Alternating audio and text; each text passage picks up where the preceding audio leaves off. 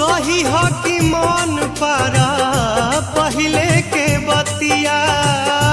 पुरवे में कटत रहे कब दिन रतिया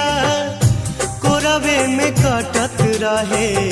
कब दिन रतिया कही हा सब दोष गरीबी के कही हा सब दोष गरीबी के ठीक से उनका के समझाई हा तानी जा जाए बद